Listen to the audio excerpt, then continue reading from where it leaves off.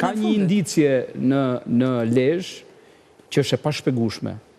Prokurori do ta di më mirë edhe e kupton më mirë. Nuk janë gjetur armët kur është djegur makina.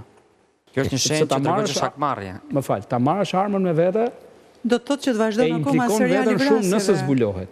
Ndërkohë që as në Fikas, ku është lënë motori i ngjarjes në Tiranë, nuk janë gjetur armë. Gjithë ky puzzle i madh ka shumë pikë pyetje. Nuk është që është ndjekur kjo makinë. Kjo makinë, motori është stacionuar, i ka goditur 30 plumba, janë goditur me Kalashnikov. 8 plumba ka kapur ato mjetin. 8 plumba ka kapur se ka qenë lëvizje. Tani një plumb ka kapur një automjetur një qytetari të rastësishëm. Po pra, që vinte në drejtim pra ka kapur rezja e plumbit. Via e zjarit nga krau tjetër që vinte makina. Jo nga krau që ikte makina kjo që është goditur. Nga krau që ikte. Po pra. Tani, problemi qëndron këtu.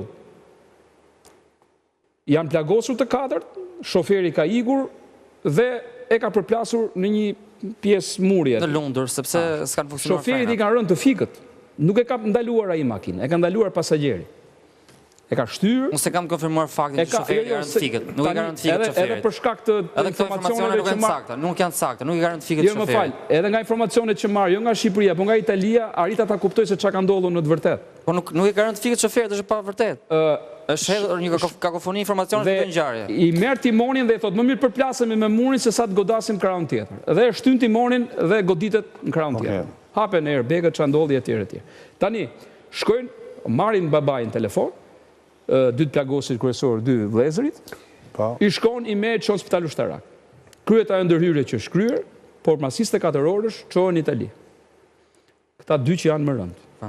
Në Itali, tek spitalet nga më të mirët që ka aty, Bambino di Gesù, ata sa i panë se këtu do të merrem me çike edhe me shëndetësinë tonë, e kanë futur prap fëmijën 6 orë në operacion. Dhe dhajnë e vetë edhe 3 orë tjera në operacion për krahun, sepse ka një dëmtim shumë të madh të krahut. Nga pastrimi janë gjetur cifra të tjera të plumbit brenda në trup. Dhe i kanë thënë, ore zotëri, keni ju traumë në Shqipëri, tamam që t'ju shpëtoj, sepse me këto dëmtime, po mos kishit ardhur në Itali, ju mund të kishit psuar dhe vdekje.